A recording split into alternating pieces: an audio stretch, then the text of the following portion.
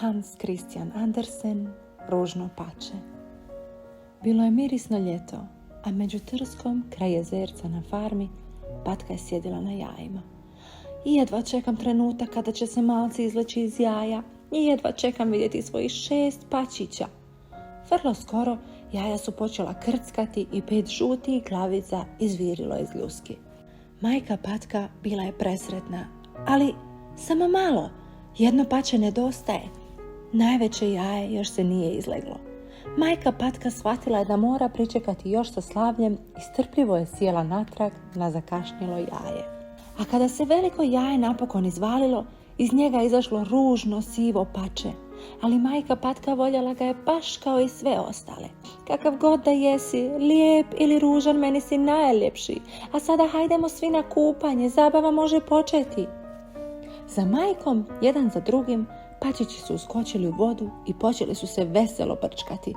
Evo vaših teta, rekla je majka patka, pokazujući jato pataka koji su ih promatrale iz daljine. Kva, kva, javile su se patke, ljubazno ih pozdravljajući. Hej, nije li ono zadnje pače baš ružno, rekla jedna patka. Kako je bezobrazno pokazivati ga ovako. Sramota za našu vrstu, doviknule su i ostale patke. Majka patka pojurila je upomoć svom ružnom pačetu i pogladila ga po kljunu puna ljubavi. Ne obraćaj pažnju na njih, ljepota je prolazna. Kako došla, tako prošla. Budi sretan jer si jak i jer dobro plivaš, a o ljepoti ne razmišljaj mnogo. Ruganje životinja na farmi nastavilo se sve dok jednog dana ružno pačeto više nije moglo podnijeti i odlučilo je pobjeći.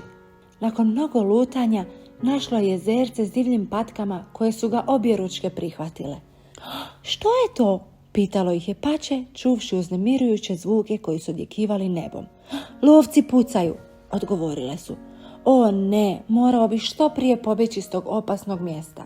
Čim je pucanje prestalo, ružno je pače nastavilo svoje putovanje i stiglo do kolibe gdje je živjela starica s mačkom i kokoši. Starica je voljela jesti pačija jaja, pa je zato prihvatila pače nadajući se da će joj snijesti jaja. Ali vrijeme je prolazili su tjedni i tjedni, a jaja nije bilo.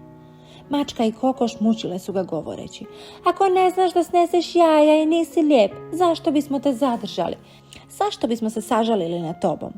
Tako je pače shvatilo da ni to nije pravo mjesto za njega i opet krene na put. Jesen je stigla donoseći prve mrazove. Jednog jutra pače je ugledalo prekrasno jato labudova koji su letjeli u toplije krajeve. Pomislio je, kako bi bilo lijepo kada bih i ja mogao odletjeti s njima. Zima je stigla, a ružno pače još uvijek je bilo samo i bez doma. Provodilo je sve kraće dane brčkajući se u jezercu koje je svakim danom postajalo sve hladnije i hladnije. Kada se jezerce zaledilo, i on je s njime postao sleđen. Na sreću, prolazio je seljak pa se sažalio nad njim i ponio ga je kući. Proljeće je napokon stiglo. Pače je ozdravilo, osjetilo zov prirode i oprostilo se od svog dobročinitelja.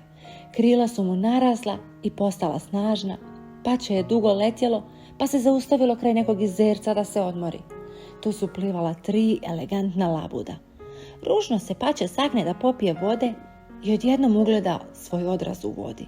Umjesto ružnog sivog pačeta ugleda prekrasnog bijelog labuda.